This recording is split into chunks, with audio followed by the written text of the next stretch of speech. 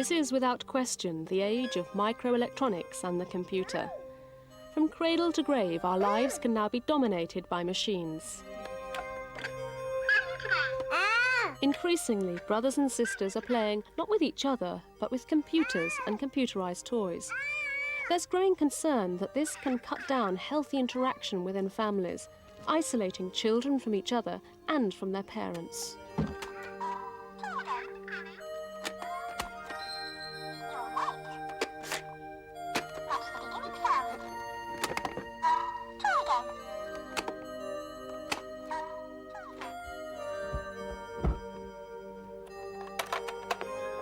Supper's in the microwave.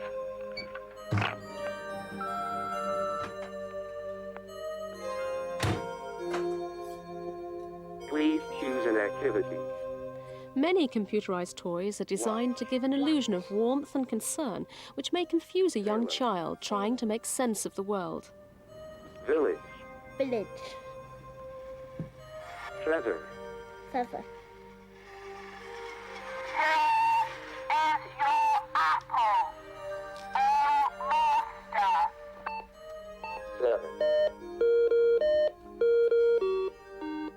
Could computers be damaging the psychological development of vulnerable children, even causing addiction?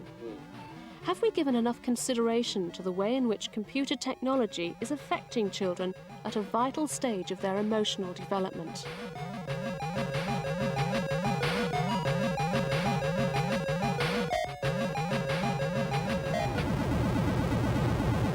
Move my computer. It's mine.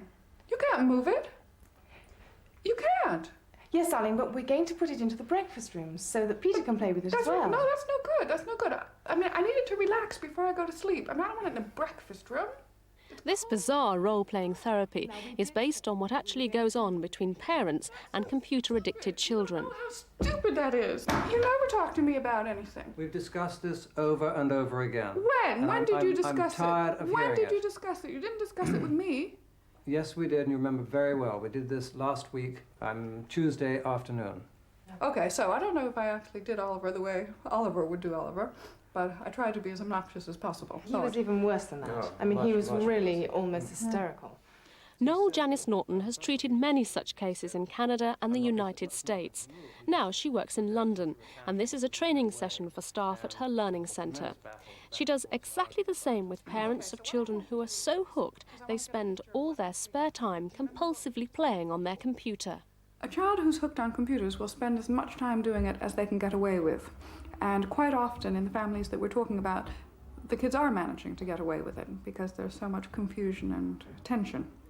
So it could easily be several hours every evening during the week and whole chunks of the day on the weekends. It's very clear. It's going down to the breakfast room, and we're going to try it out for 2 weeks down You there. lied to me. Now that's... You Don't be so lied to me. ridiculous. I didn't lie to you. I said I would talk to your father. I'm not being and ridiculous. Well, I did talk to your father, and your father agrees that we're going to move it. We're just going to try it for a little while. Well, it's not going to work because I won't let you move it. It's mine. It's not. Wait, let me tell my you. homework. This computer is going to move. If I have to finished pick it all of up my and homework. move it, it's going. Usually that child doesn't have many friends and doesn't have a very good relationship with family, with siblings or parents, and doesn't enjoy the give and take of conversation and joking around and chatting about what you've done and what you're going to do. It's not that they can't be bothered to do that. It's that they don't really know how. They haven't quite learned that skill and they're awkward at it and it doesn't go right. So it's much more satisfying for them to be alone with this computer that is actually satisfying them.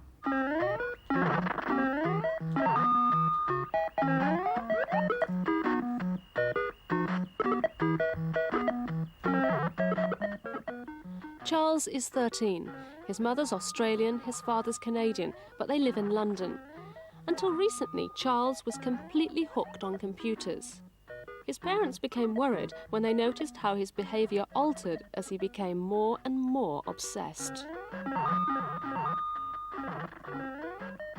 The changes were all negative as far in my view. They were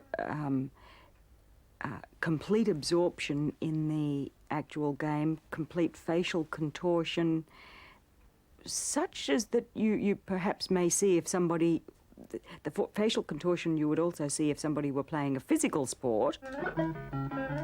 The other point is that he could think of nothing else. At the height of his addiction, Charles was spending 30 hours a week isolated in his bedroom, playing mindless games on his computer.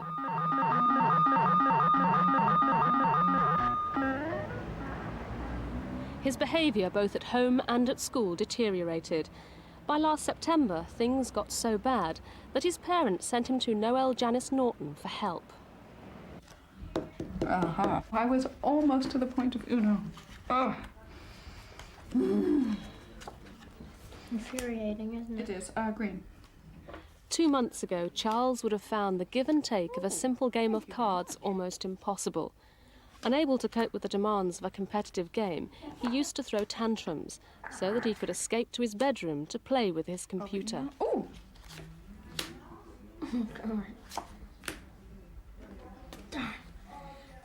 Charles has learning difficulties, so school has always been difficult for him. He's extremely bright, but he's had difficulty producing the work. And also his behavior has been a problem. Uno.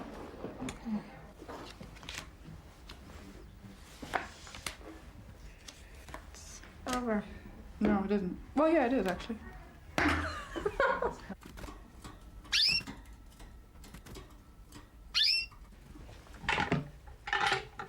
Noel recommended that Charles's computer and television should be moved from the isolation of his bedroom to a cupboard in the family living room.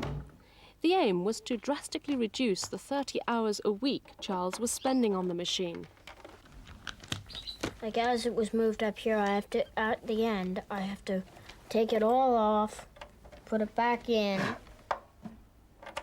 Then the next time I want to play, I take it all out again, put it back together, then put the stuff away at the end. And I'm allowed to play 4 hours a week.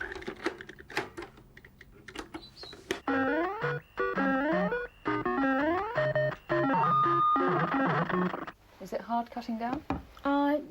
In the beginning it is, but in the end it really works. I mean, I don't mind not playing anymore. But I mean, if I got an extra game, hey, that's terrific. I mean... What about when you first started cutting down? What was it like then? Hell. It was really terrible. I mean, I just couldn't stand it. I mean, I was feeling, why should I bother with this? I mean, I was like really angry.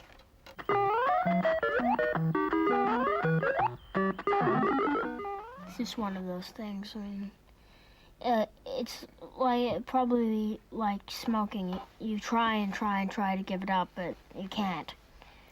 Like many parents, Charles's mum and dad bought him a computer because they thought it would help him educationally.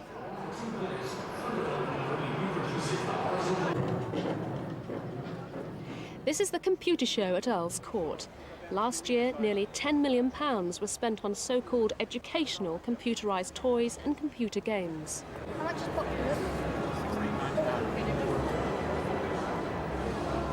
Do you think it helps him with his schoolwork to have a computer at home? At the moment, I think he just mainly plays the games, arcade games, this sort of thing, you know. But I think as he gets older, it'll probably help him quite a lot. And I thought it would be very beneficial to him for his schoolwork, but he's never used it for schoolwork ever. Why did your parents think you were getting a computer? Educational reasons. That's the way you suck them. You say, oh yes, it'll be of great educational use to you, and you can work out your accounts on it and things like that. And then you never get to see it again. It just disappears up into the bedroom and you play games.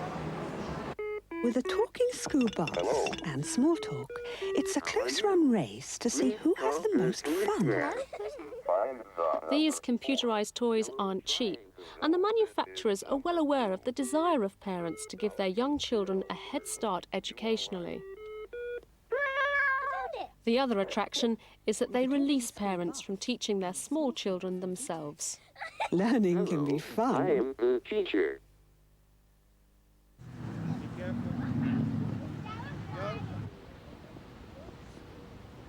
It's not just at home that children are exposed to computers. More and more, they're used at school. This is a cat. See the word cat. Say cat. Cat. Say cat. Cat. Cat. This is the face of computerized education. These American 4-year-olds are learning to read and write. At the Joyce Kilmer nursery class in Boston, the children spend an hour a day in this room, working with the computer or listening to recorded stories through their headphones. Type. Say type cat. Type.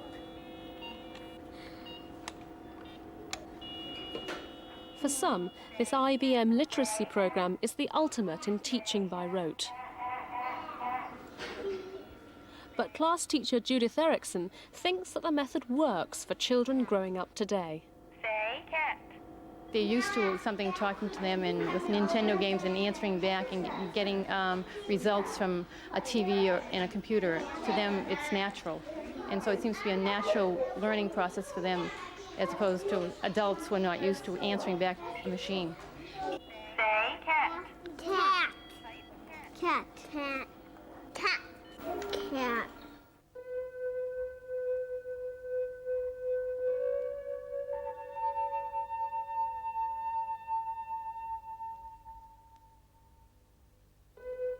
Not far from the Joyce Kilmer School and over the river from downtown Boston is the world-famous Massachusetts Institute of Technology.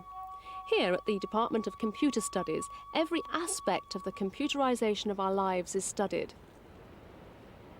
Seymour Papert, Professor of Mathematics and Education at MIT, believes that children should be taught computing at a very early age.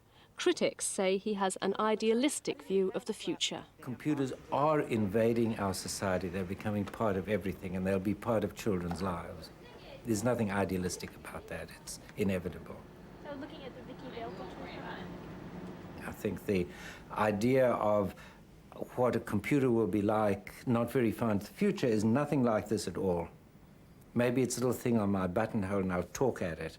Maybe it's a thing that I'll hold in my hand like this and it will understand, it will respond to the way that I caress it and feel it, and I'll express myself by pushing on it.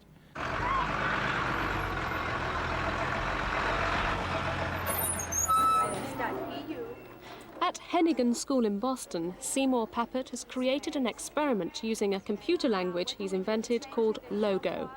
In Papert's vision of the future, the role of the class teacher will be relegated to that of a technician. Now right, go up again to run. And you can continue tomorrow, and you go upstairs to English. Logo is supposed to allow children to learn at their own rate. Using simple commands, the child can tell the turtle, the dot on the computer screen, to move in any direction. Here, the children are using the computer in a project about Columbus sailing to America. This is supposed to teach them not just history and art, but also geometry, geography, and maths. Drawing a simple picture involves Isaac giving the computer hundreds of detailed instructions. Want me to show it to you? It's all on the back of this. Grab some more up. I have all the moves right here. It all takes a great deal of time, and this drawing took Isaac 2 weeks to execute. Papert has made a worldwide study of computers and education for more than a decade, but he admits that he doesn't understand why children have such an intense relationship with the computer.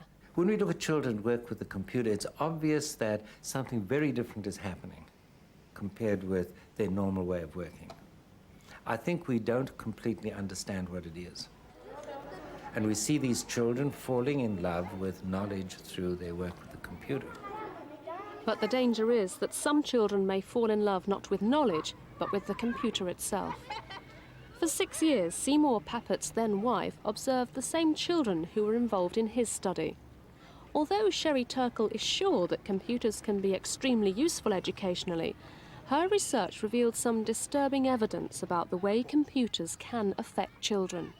there's a problem, which is, in a sense, goes along with the good news. There's also some problematic news, perhaps even bad news, which is that one of the reasons the computer is such a powerful expressive material is that it has an enormous holding power.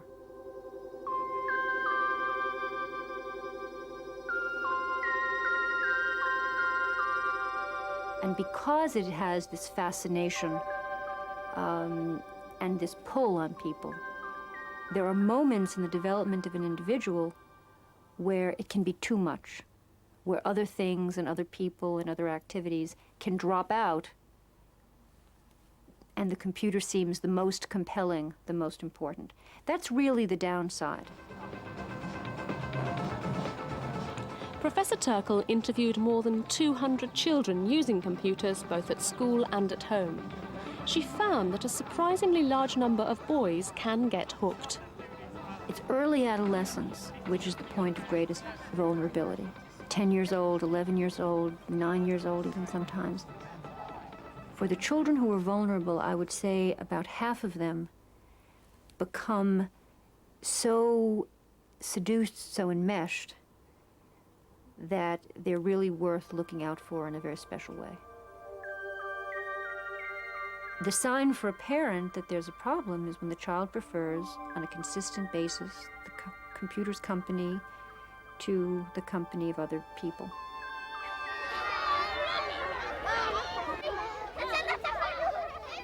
In Britain, many children are first exposed to computers at school. Like many other primary schools, Parkland School in Romford introduces computers at an early age. These 5-year-olds use a form of Pappet's logo. They program the turtle dot on the screen. Watch this. These moves are then carried out by the robot turtle on the floor.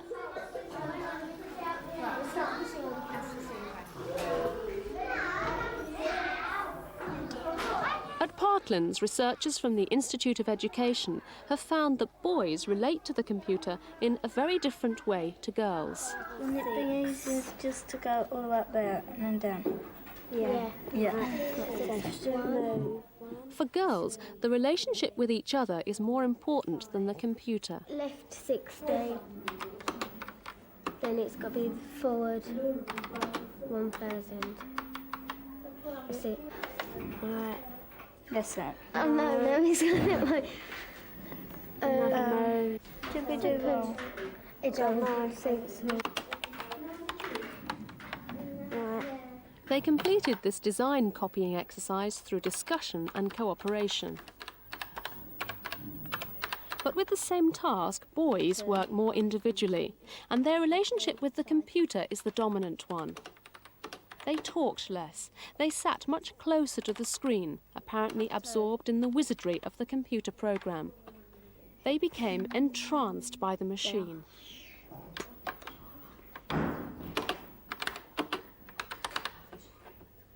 Foot.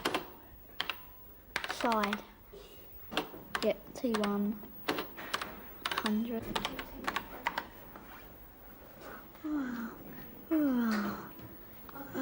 Yeah. Right. Operation Thunderbolt. Bringing you enhanced shoot-'em-up action for 1 or 2 players, Thunderbolt not only reproduces the horizontally... But how much more compelling must commercial home computer games be? Manufacturers spend vast amounts of money on these graphically sophisticated shoot-'em-up games. I like the ones where you have to fight there. I don't know, I just like them. I think they're fun. Shoot-'em-ups because they're exciting. Because of the interactive nature of computers, it seems likely that computer video games like this are far more dangerous than simply watching violent films on television. It's just fighting games I like, that's why. Why do you like those? I suppose it's just like something to do, yeah, like killing people without killing people in real life. Forgotten World, the game your computer deserves.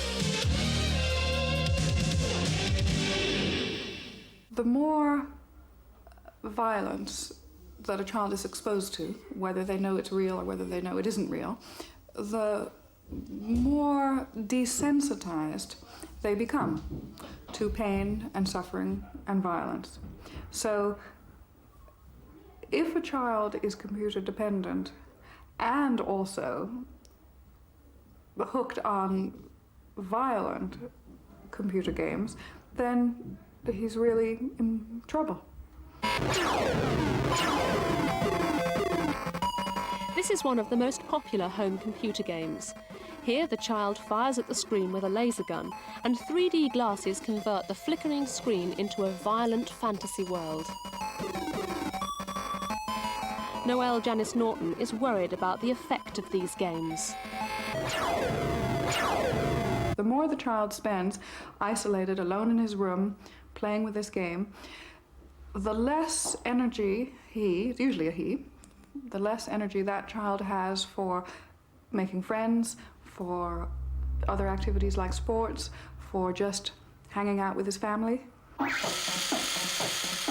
Part of the problem is what it encourages, which is the isolation. The manufacturers have an answer to isolation and loneliness. This computer game features Rob Robot as a friendly playing partner. Many young boys hooked on computers will be unable to kick the habit and carry on their obsession into adulthood.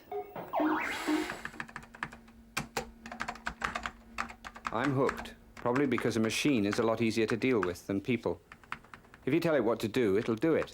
You can get it to do anything. There's a set of rules to follow. People aren't like that. There's been little serious research done on computer addiction, but these statements are from the first major study. Dr. Margaret Shotton, who believes computer dependency to be harmless, carried out a series of psychological tests on self-confessed computer dependents of all ages. Computers were definitely central to their lives. About 60% of the adults actually worked with computers during the day, and they spent the majority of their spare time with computers at home. During the worst of my obsession, I found it impossible to stop at all. On one occasion, my girlfriend turned in for the night, leaving me typing at the keyboard. When she got up to go to work the next morning at 8, she found me still hunched over the computer. She was offended. You never stayed up all night talking to me. 96% of the computer dependents were in fact male, very intelligent males, very well-educated males. So invariably it was the spouse was female. And many of the females tended to feel jealous, feel threatened by the computer, which the computer dependents found very amusing and bewildering. They couldn't understand how their wives could be jealous of an inanimate object.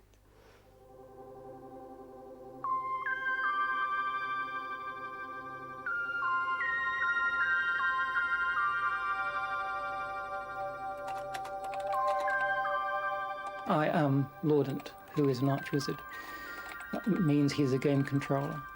He supervises the game. He watches over the wizards. We can put people in jail for 45 minutes. They have to serve their time and then they can come out and play again. Or we can just throw them off the game or explode them. Tony Irons, a self-confessed computer addict, spends 3 or 4 hours every night playing a complex fantasy game on his computer at home in Watford. All he sees on the screen is text and the commands that he types. Up to 60 other players are on the game at the same time, all connected to a central computer. To reach Archwizard status, Tony amassed 200,000 points in one go. I took some holiday from work, and I think the longest I played at one stretch was 20 hours. And I had to give up because I was so tired I was making mistakes. I often wonder when I'm out in the garden what's happening and whether I ought to come in and sign on and see what's happening and who's playing and why they're playing and what they're doing and if anybody's cheating. So in that way it is an addiction. Quite a lot of people can't understand that, but it is the fascination of computers, really. I don't regard myself as unusual, but perhaps other people do.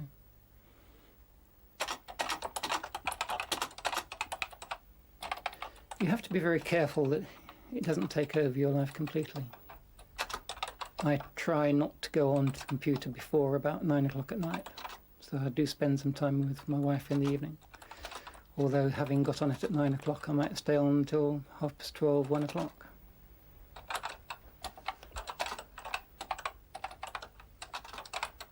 At one time I was worried about the time that was taken, especially the times late at night when he would be on the computer. And I did worry about that. But I think he's managed to control it a lot more now. I think of myself as a computer widow, in the same way perhaps as any other wife who has a husband with a all-consuming hobby like golf or something similar. Yes, I'm a computer widow.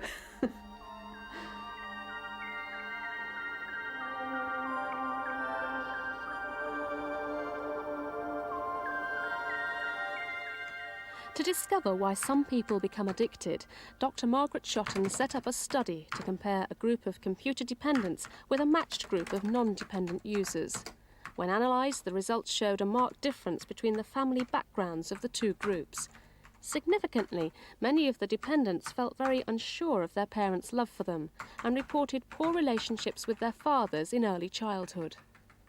The research revealed that it actually did occur at preschool age, was due to their family background, family influences. And it could be said that they came from the typically middle-class British home, where they were rewarded for the performance of deeds and tasks, rather than being unconditionally loved and kissed and cuddled. My feeling is that it's very limiting to be addicted to anything. It shuts off many opportunities. And for children who are computer dependent, specifically what they're shut off from are relationships with their peers, relationships with their families, and the feeling that they're being successful in real life. Noelle Janice Norton helped Charles to return to real life. At her centre, Charles and his parents learnt how to control his computer addiction. Now I think I would say if I had not gone to the learning center, nothing would have happened. Like, I would have kept playing the way it was. Do you think other people should have games and use them as much as you did? Well, if other people do have games like this, use the same system I did and you'll get rid of it. It's very... Once you've started to kick the habit, it may get a bit difficult, but you can kick it. I mean, it is one of those habits that is easy to kick.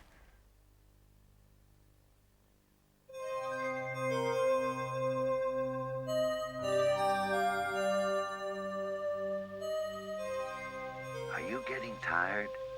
The Sandman is on his way. Please give me a block. There are 2 dogs.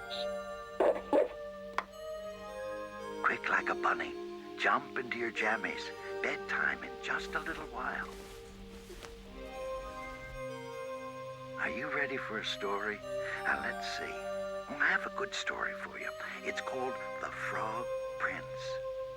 Now, once upon a time, there was a beautiful princess who lived in a big castle